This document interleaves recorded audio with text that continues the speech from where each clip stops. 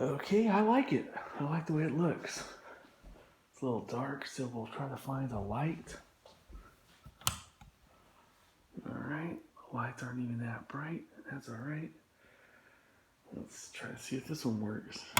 Oh yeah, that's better. Look at that. It was comfy, very comfy. Just got these two beanbag chairs.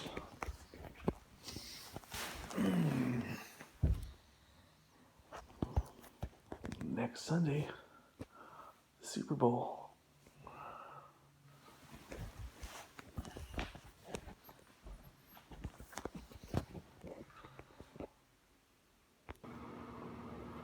All right. In between A and B, you gotta turn your house into a home.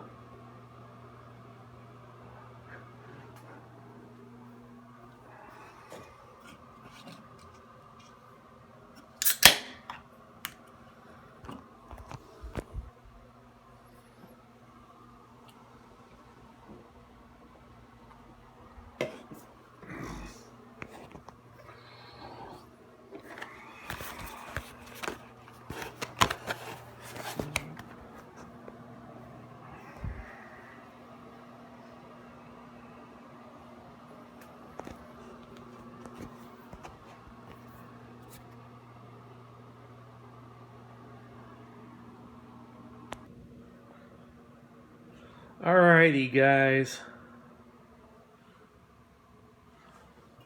It's after midnight on a Saturday. It's about 12:30, a little after 12:30 actually. Why not crack two open, right? Why not crack two open? Do a double fister.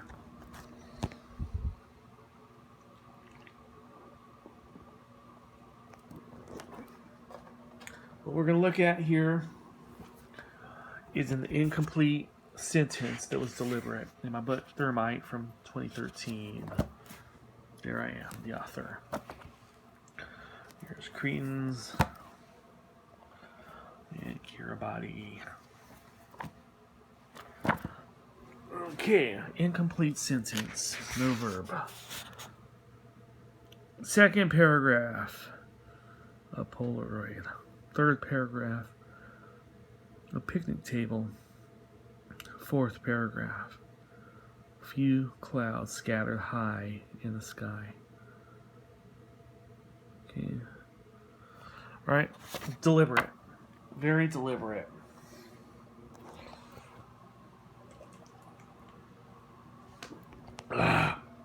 What I want to talk about is those little nagging voices in your head. And I might have covered this one before, but it seems to have relevance again.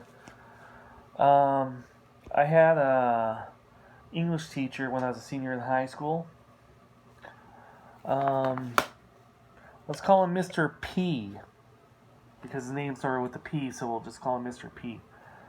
And he was the type of teacher who would mark you down, even in creative writing, if you had an incomplete sentence. Like on my first page, paragraph second, third, and fourth. He would mark you down if you had a run-on or incomplete. But they are literary devices, actually. Stephen King, at the beginning of Misery, originally written as Richard Bachman, but number one fan. And then you realize Paul Sheldon's waking from some kind of stupor, almost like a coma, because he had a car accident and Annie Wilkes saved him. And he was on drugs, some kind of painkiller, because she was a nurse. But that book starts off with an incomplete, not only incomplete sentence, but not even proper speech, because, he's kind of in a haze, they're not even real words, it's just, she could, actually what's going on is Annie's saying number one fan, but he could it starts with umber, not number, but umber, and her elongated, etc. Anyhow, you get these little nagging voices in your head, and then, you know, sometimes you gotta knock them out right away in fiction. You get all these people in life that give advice, sometimes solicited, sometimes not solicited. And, you know, it's like, I'm the kind of person that you gotta nip it at the bud, and you gotta kind of say, like, I'm not about that. You know, I'm about just telling a good story. I'm a little more in the vein of conversational talk, actually, as much as I can, and it doesn't happen. I have stretches in my books that are overly descriptive and academic, in my opinion.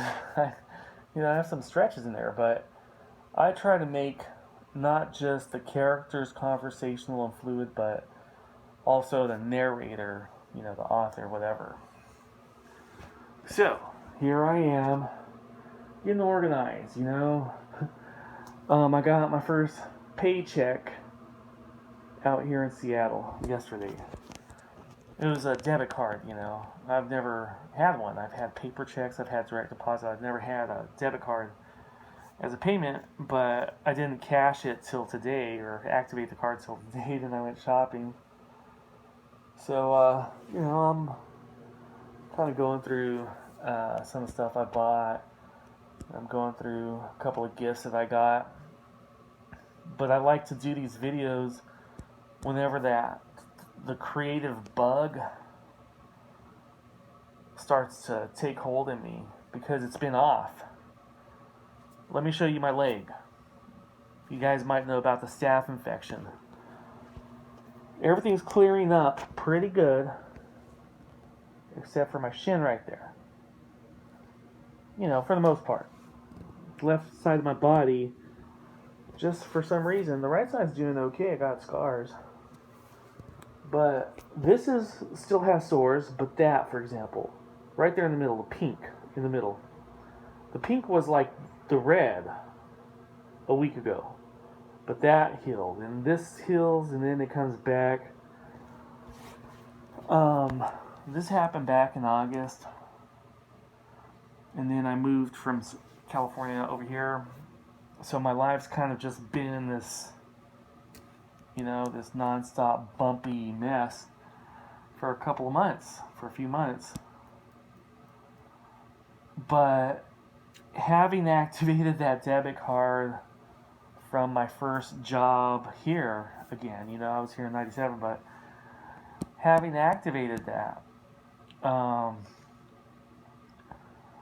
that was a major sign of reacquiring normalcy again. And once I'm normal, I like to write, I like to be creative, and I like to do these things. I brought my notebooks with me from California. So, I'm starting to feel it, Hey, I got this game, by the way. I got this game over here. Let me show you real quick. Where's it at? Look at this. I'm part of this conspiracy forum, by the way. I found this today, and I bought it. I haven't unboxed it or anything, so it's plastic wrapper. But I'm going to do that real quick, because I got a couple of minutes. Uh-oh. I gotta do the knife part of this.